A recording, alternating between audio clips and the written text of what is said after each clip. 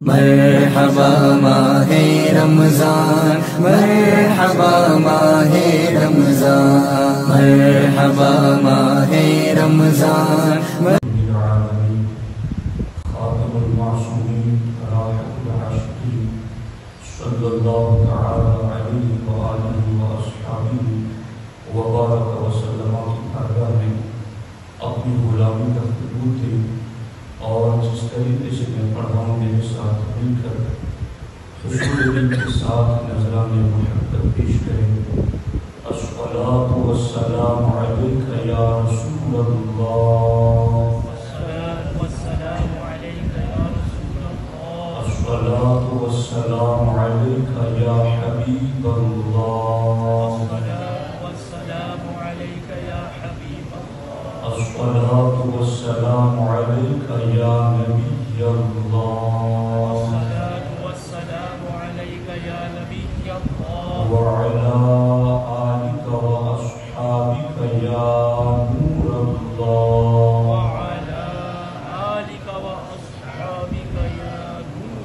صلی اللہ تعالی علیہ وسلم۔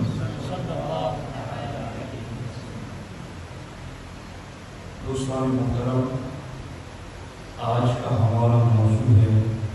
مرنے کے بعد اٹھنا ہے۔ قرآن مجید میں دو قسم کی صورتیں ہیں۔ بعض صورتیں وہ ہیں جنہیں مکی کہا جاتا ہے، اور بعض صورتیں وہ ہیں جنہیں مدنی کہا جاتا ہے۔ کہ ہجرت سے پہلے جتنی صورتیں نازل ہوئیں وہ سب مکی ہیں، اور ہجرت کے بعد جتنی صورتیں نازل ہوئیں وہ مدنی ہیں۔ مکی صورتوں میں چند عقائد پر خاص ڈسکس کی گئی ہیں، چونکہ مکے کے کافر اور گرد و نواح کے مشرکین چند عقائد کا سختی کے ساتھ انکار کرتے تھے، اسی لیے ان کے غلط عقائد کے رد میں اور درست عقائد کی رہنمائی کے لیے مکی صورتوں میں آیتیں اترتی رہی۔ مکے کے کافر جن عقائد کا انکار کرتے تھے ان میں سے ایک یہ تھا کہ وہ اللہ کی توحید کا انکار کرتے، وہ نبوت اور رسالت کا انکار کرتے، وہ قیامت کا انکار کرتے، اور مرنے کے بعد اٹھنے کا انکار کرتے۔ تو چونکہ جن چیزوں کا انکار ہو رہا تھا، پھر قرآن میں آیتیں بھی انہی کے غلط عقائد کے رد میں اور صحیح عقائد کی رہنمائی کے لیے نازل ہوئی۔ مکہ کے کافروں کا یہ کہنا تھا کہ جب ہم مر کر مٹی میں مل جائیں گے، ریزہ ریزہ ہو جائیں گے، ہڈیاں سڑ کر کے ختم ہو جائیں گی، انسان کا جسم پوسیدہ ہو جائے گا اور پورا وجود بکھر کے رہ جائے گا، تو پھر اس وجود کو کون اٹھائے گا اور کیسے اٹھائے گا؟ باضابطہ ان کافروں کی بولیاں بھی اللہ نے قرآن میں ذکر کی ہیں کہ وہ اس طریقے سے بولا کرتے تھے۔ آپ سورہ یاسین میں روزانہ سنتے ہیں قال من یحیی العظام وہی رمیم، کہ ان بوسیدہ اور بکھری ہوئی ہڈیوں کو پھر سے کون جلائے گا؟ قالوا وَإِذَا كُنَّا عِظَامًا وَرُفَاتًا أَإِنَّا لَمَبْعُوثُونَ خَلْقًا جَدِيدًا، أَإِذَا كُنَّا عِظَامًا، کیا جب ہم ہڈیاں ہو جائیں گے، وَرُفَاتًا اور ریزہ ریزہ ہو جائیں گے، أَإِنَّا لَمَبْعُوثُونَ خَلْقًا جَدِيدًا، تو کیا ہمیں نئے سرے سے پھر پیدا کیا جائے گا؟ ان کا یہ عقیدہ تھا ما ہی الا حیاتنا الدنیا نموت و نحیا، کہ ہمارے لیے صرف یہ دنیا کی زندگی ہے جس میں ہم جی رہے ہیں اور مر رہے ہیں، اس کے علاوہ بعد میں کیا ہوگا کچھ نہیں ہوگا، اس کے بعد مر کر ختم ہو جانا ہے، جسم فنا ہو جائے گا، ہڈیاں سڑ گل کے ختم ہو جائیں گی، جسم مٹی میں مل جائے گا، وجود پورا منتشر ہو جائے گا، تو اس کے بعد پھر ہمیں اٹھنا نہیں ہے، اور اس کے بعد بعد موت نہیں ہے۔ اس طرح کا عقیدہ مکے کے کافروں کا تھا، اور آج یہ عقیدہ کئی ایتھیسٹ، دہریہ اور ناستک قسم کے لوگ ٹی وی چینلوں پر بیٹھ کر یوٹیوب کے ذریعہ بھی لوگوں میں عام کر رہے ہیں، اور بدقسمتی سے کئی کلمہ پڑھنے والے نام کے مسلمان اپنی لا علمی اور جہالت کی بنیاد پر اس عقیدے کو اپنی زبان سے بولتے ہوئے تک نظر آتے ہیں کہ مرنے کے بعد کس نے دیکھا کہ کیا ہوگا، لائف ہے، انجوائے کر لو، جتنا خوشی منا سکتے ہو منا لو، جو چاہے کر لو، کس نے دیکھا کہ مرنے کے بعد کیا ہوگا۔ یہ سوچ اور یہ فکر کافرانہ سوچ ہے، اسلام کے خلاف سوچ ہے، یہ مکے کے کافروں والی سوچ ہے۔ اسلام نے ہمیں کیا سوچ دی ہے، اور اسلام نے اس حوالے سے ہمیں کیا نظریہ اور کیا عقیدہ دیا ہے۔ جب قرآن میں کافروں کا یہ قول نقل کیا گیا کہ انہوں نے کہا من یحیی العظام وہی رمیم، کہ ان بکھری ہوئی بوسیدہ ہڈیوں کو کون زندہ کرے گا، اللہ نے فرمایا قل یحییھا الذی انشأھا اول مرہ، میرے محبوب آپ فرما دیں ان ہڈیوں کو 2 مرتبہ وہی زندہ کرے گا جس نے پہلی مرتبہ زندگی عطا کی، جس نے پہلی مرتبہ جلایا تھا، وہی دوسری مرتبہ قبروں سے کھڑا کر دے گا۔ جب کافروں نے کہا کہ اذا کنا عظاما ورفاتا، کہ جب ہم ہڈیاں ہو جائیں گے، ریزہ ریزہ ہو جائیں گے، اِنَّا لَمَبْعُوثُونَ خَلْقًا جَدِيدًا، تو کیا ہمیں نئے سرے سے پیدا کیا جائے گا؟ اللہ نے ان کا جواب دیتے ہوئے ارشاد فرمایا اَوَلَمْ يَرَوْا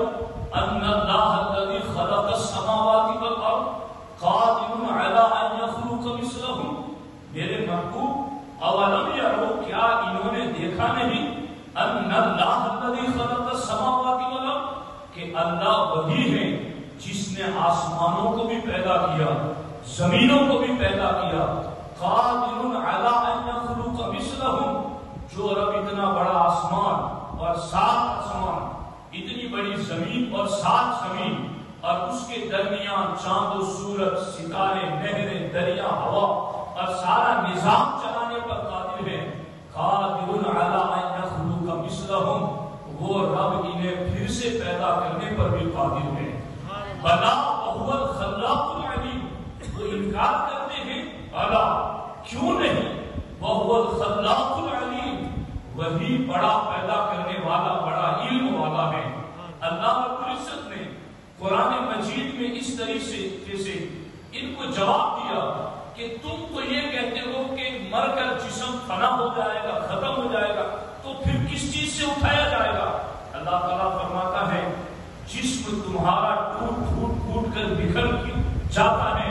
لیکن اگر تم اس کی جگہ پر قل کونوا حجارۃ او حدیدا او خلقا مما یکبر فی صدورکم، تم لوہا کیوں نہیں بن جاتے، تم پتھر کیوں نہیں بن جاتے، او خلقا مما یکبر فی صدورکم، یا تمہارا جی جو چاہے وہ تم کیوں نہیں بن جاتے؟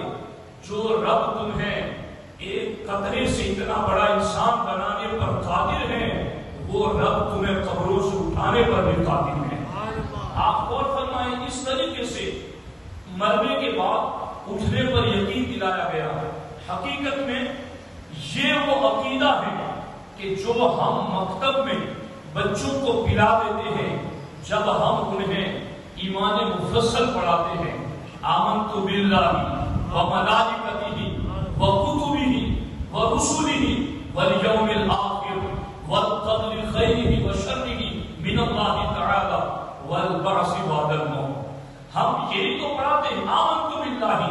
میں اس نیت سے پڑھ رہا ہوں کہ میں تمہیں گواہ بنا رہا ہوں کہ میں ایمان رکھتا ہوں اس چیز پر، اور تم بھی اپنی زبانوں کو ہلا کر کے اس ایمان کا ساتھ ساتھ میں اظہار کرتے چلو۔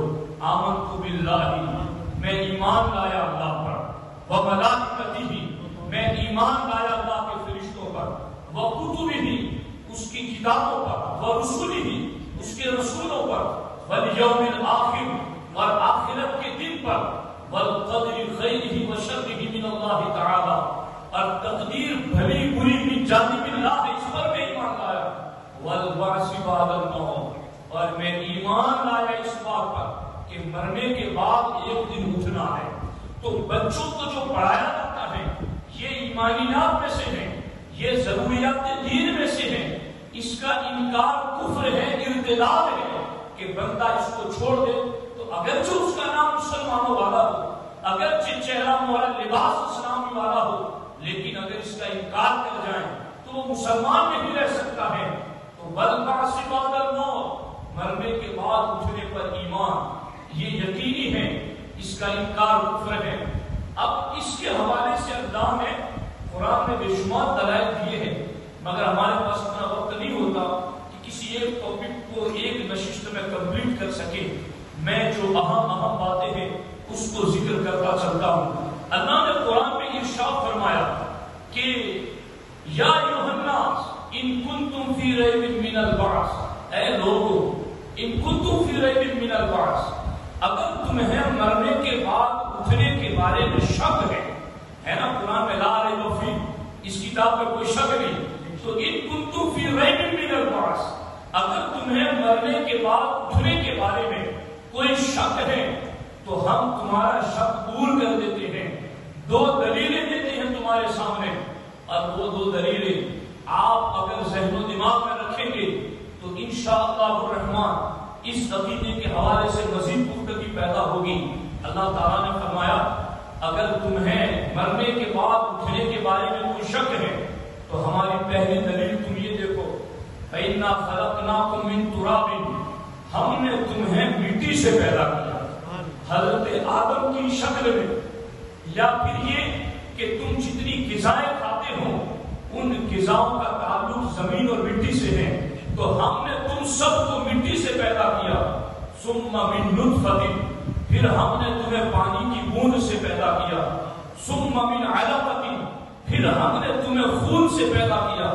ثم من مضغۃ مخلقۃ وغیر مخلقۃ، پھر ہم نے تمہیں گوشت کی بوٹی سے، جس کی شکل بنی ہوئی تھی یا بنی ہوئی نہیں تھی، ہم نے اس سے پیدا کیا، وَنُقِرُّ فِي الْأَرْحَامِ مَا نَشَاءُ، اور پھر جب تک ہم نے چاہا ماں کے رحم میں، ماں کے شکم میں تمہیں ٹھہرائے رکھا، ثُمَّ نُخْرِجُكُمْ طِفْلًا، پھر ہم نے تمہیں بچے کی صورت میں پیدا کیا، ثُمَّ لِتَبْلُغُوا أَشُدَّكُمْ، پھر ہم نے تمہیں جوانی تک پہنچا دیا، وَمِنْكُمْ مَن يُتَوَفَّى، پھر تم میں سے بعض وہ ہیں جو انتقال کر جاتے ہیں، وَمِنْكُمْ مَن يُرَدُّ إِلَىٰ أَرْذَلِ الْعُمُرِ، پھر ہم تم میں سے بعض کو عمر کے آخری حصے تک پہنچاتے ہیں۔ اللہ تعالیٰ فرماتا ہے تمہیں اس بات میں شک ہے کہ میں مرنے کے بعد کیسے اٹھاؤں گا؟ جب میں ایک پانی کے قطرے سے اتنا خوبصورت جسم بنانے پر قادر ہوں تو پھر قبروں سے اٹھانے پر بھی قادر ہوں، پھر تمہیں قبروں سے زندہ کرنے پر بھی قادر ہوں۔ اور یہاں پر ایک حدیث پاک ساتھ میں ملا کر مفہوم کو مزید واضح کر دوں، ہمارے آقا علیہ السلام ارشاد فرماتے ہیں ان احدکم یجمع فی بطن امہ فی 40 یوما، اللہ کے رسول علیہ السلام ارشاد فرماتے ہیں تم میں سے ہر شخص کو ماں کے پیٹ میں پانی کی شکل میں، نطفے کی شکل میں ہم 40 دن تک رکھتے ہیں، ثم یکون ذلک علقۃ مثل ذلک، اور پھر ہم تمہیں 40 دن کے بعد اس نطفے پر پانی کو تمہارے لیے ماں کے پیٹ میں ہم خون بنا دیتے ہیں، ثم یکون ذلک علقۃ مثل ذلک، اور پھر ہم 40 دن میں بعد میں گوشت کا لوتھڑا بنا دیتے ہیں، ثم یأتی الملک، پھر فرشتہ آتا ہے اور اس گوشت کے لوتھڑے کو 120 دن کے بعد یعنی 4 مہینوں کے بعد اپنے ہاتھ میں اٹھاتا ہے، رب کی بارگاہ میں عرض کرتا ہے الہ العالمین اس کا رزق کتنا لکھوں، اس کی موت کب لکھوں، اس کا زندگی کا معاملہ کہاں تک ہے، کتنا جیے گا وہ کب تک لکھوں، اور پھر یہ شقی ہے یا سعید ہے، یہ نیک وقت ہے یا بدبخت ہے، میں کیا لکھوں اس کو۔ 120 دن ماں کے رحم پر حمل کو گزر جاتے ہیں تو فرشتہ آ کر کے اس گوشت کے لوتھڑے کو اٹھا کر اللہ کی بارگاہ سے یہ سارا پوچھ کر کے اسی وقت اس کا رزق بھی لکھ دیتا ہے، اس کی موت بھی لکھ دیتا ہے، اس کی عمر بھی لکھ دیتا ہے، اس کی شقاوت اور سعادت بھی لکھ دیتا ہے، سارا کچھ ماں کے رحم ہی کے اندر لکھ دیا جاتا ہے۔ اسی لیے یاد رکھنا کہ 120 دن کے بعد ماں کے شکم میں جان پڑ جاتی ہے، روح ڈال دی جاتی ہے۔ اسی لیے 120 دن حمل کو گزرنے کے بعد حمل گرانے کی اجازت نہیں، اسقاط حمل کی اجازت نہیں۔ اگر کوئی یوں گرا دیتا ہے 120 دن کے بعد تو وہ ایک جان کو قتل کرنے کا مجرم ہے، وہ ایک جان مارنے کا مجرم ہے۔ اسی لیے اگر کوئی پرابلم ہے، کوئی وجہ ہے تو 120 دن سے پہلے شریعت میں بعض صورتوں میں اسقاط حمل گرانے کی اجازت دی گئی ہے، مگر 120 دن یعنی 4 مہینے گزرنے کے بعد اسقاط حمل کی اجازت نہیں۔ رب فرماتا ہے تم مرنے کے بعد میں کیسے اٹھاؤں گا؟ اس میں شک کرنے کو میں ماں کے پیٹ میں ایک پانی کی بوند سے لے کر کے اس کو خون کیسے بناتا ہوں، خون سے لے کر اسے گوشت کیسے بناتا ہوں، پھر اس گوشت کے اندر ہڈیاں کیسے پیدا کرتا ہوں، پھر 4 مہینے پر اس میں جان کیسے ڈالتا ہوں، اور 5 مہینے تک اس ماں کے پیٹ میں جہاں کوئی ہوا جانے کا رستہ نہیں، جہاں بظاہر اندھیرا ہی اندھیرا ہے، فی ظلمات الثلاث، 3 اندھیروں کے اندر وہ بچہ پرورش پا رہا ہے۔ اے مرنے کے بعد اٹھنے پر شک کرنے والوں، ذرا یہاں ماں کے پیٹ پر غور کر لو، اور پھر وہاں سے پیدا کر کے بچہ کیا، جوان کیا، بڑھاپے تک لے گیا۔ جو رب پانی کی بوند سے اتنے سارے مراحل سے تمہیں گزارنے پر قادر ہے، وہ رب تمہیں قبروں سے اٹھانے پر قادر کیوں نہیں ہے؟ الیس ذالک بقادر علی ان یحیی الموتى، کیا وہ رب اس بات پر قادر نہیں کہ مردوں کو پھر سے زندہ کر دے؟ اس لیے بلا شبہ ہمارا رب اس بات پر قادر ہے، اور ایک دن آئے گا جس کو مالک یوم الدین کہتے ہیں، اس دن سب کو اٹھایا جانا ہے۔ تو ایک دلیل تو قرآن میں یہ دی گئی، اور دوسری دلیل کیا دی گئی؟ قرآن میں کہا گیا ان کنتم فی ریب من البعث، اگر تمہیں مرنے کے بعد اٹھنے کے بارے میں شک ہے تو پھر وَتَرَى الْأَرْضَ خَامِدَةً، اللہ اکبر، ان اجڑی ہوئی زمین کو دیکھو، اس بنجر زمین کو دیکھو کہ جہاں کوئی گھاس نہیں، جہاں بالکل دھول اڑتی ہے، مگر اس بنجر زمین پر فَإِذَا أَنزَلْنَا عَلَيْكَ الْمَاءَ اهْتَزَّتْ وَرَبَتْ وَأَنبَتَتْ مِن كُلِّ زَوْجٍ بَهِيجٍ۔ رب فرماتا ہے ذرا دیکھو تو صحیح، یہ ویران زمین جس سے دھول اڑ رہی ہے، انزلنا علیہ الماء، ہم نے جیسے ہی اس پر پانی اتارا، اہتزت وربت، تو یہ زمین سرسبز و شاداب ہو گئی۔ اس ویران زمین سے سبزے نکل آئے، پوری زمین ہریالی ہی ہریالی۔ کل تک تو یہاں ایک پودے کا پتا بھی نظر نہیں آتا تھا، آج اتنی ہریالی۔ رب فرماتا ہے میں پانی اتار کر کے اس مردہ زمین کو جس طرح زندہ کرتا ہوں، قیامت کا دن آئے گا میں عرش سے ایک بارش اتاروں گا، اور جس طرح زمین سے سبزے اگتے ہیں یوں ہی لوگ قبروں سے نکلنا شروع ہو جائیں گے۔ آپ غور فرمائیں، لوگ یہ بھی شک کرتے ہیں کہ سارا جسم ہی ختم ہو جائے گا تو اٹھایا کس چیز پر جائے گا؟ ارے خدا کے بندو، بنجر زمین پر اگنے والی گھاس کے کبھی دانے آپ نے تلاش کیے کہ اس کا بیج کس نے ڈالا تھا، بیج کہاں سے آیا تھا؟ وہ رب ہے جو قادر ہے اس چیز پر، بس یہ کہ ہمیں اس چیز پر ایمان رکھنا ہے۔ اور یہ دونوں دلیلیں محسوس دلیلیں ہیں، محسوس مثالیں ہیں۔ یعنی کیا مطلب؟ رب چاہتا تو ایسی بھی دلیل دے دیتا جو عقل میں نہ آتی۔ ہمارا رب جو واحد الصمد ہے ہماری عقل میں نہیں آتی، وہ ہماری عقلوں سے بلند ہے، چونکہ وہ جسم سے پاک ہے، جسمانیت سے پاک ہے، چھونے سے پاک ہے۔ بس اس کو صرف ماننا ہی ماننا ہے۔ اگر کوئی یہ چاہے کہ میں سوچ کے دیکھوں کہ رب کیسا ہے، وہ کیسا ہونے سے بھی پاک ہے، کیفیت سے بھی پاک ہے، مگر ہم مانتے ہیں۔ مگر رب نے یہاں جو مثال دی ہے وہ محسوس مثال دی کہ تم آنکھ سے، ماں کے پیٹ سے پیدا ہونے سے مرنے تک کے مرحلے کو دیکھ رہے ہو اپنی آنکھوں سے. تم زمین سے سبزوں کو اگتے ہوئے دیکھ رہے ہو. رب نے ان محسوس مثالوں کے ذریعہ ہم تک یہ پیغام پہنچایا کہ اس طریقے سے تمہیں قبروں سے اٹھایا جائے گا. اصل میں ساتھیوں یہ عقیدہ اس لیے بھی ضروری ہے کہ آج دنیا میں جتنے بھی کرائم ہو رہے ہیں, جرم اور ظلم ہو رہے ہیں, جتنی بھی بد عملی, بے حیائی, بدعنوانی ہو رہی ہے, اس کی سب سے بڑی وجہ یہ ہے کہ چونکہ جس بندے کو یہ یقین ہے کہ مرنے کے بعد جواب تھوڑی دینا ہے, مرنے کے بعد کوئی حساب کتاب تھوڑی ہونا ہے, تو وہ جو چاہے کر لے, وہ جتنا چاہے لوٹ لے, وہ جتنا چاہے ظلم کر لے, وہ جتنے چاہے گناہ کر لے. مگر جس کو یہ یقین ہو کہ مرنے کے بعد جواب دینا ہے, مرنے کے بعد جزا و سزا سے گزرنا ہے, مرنے کے بعد ترازو تولا جائے گا, نیکیاں رکھی جائیں گی, بدیاں تولی جائیں گی, کسی کا حق مارا ہوگا تو حق کے بدلے میں نیکیاں دی جائے گی.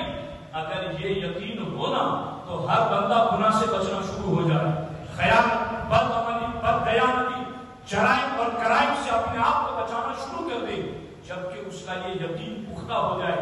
اسلام دنیا کے سارے مذہبوں کے مقابلے میں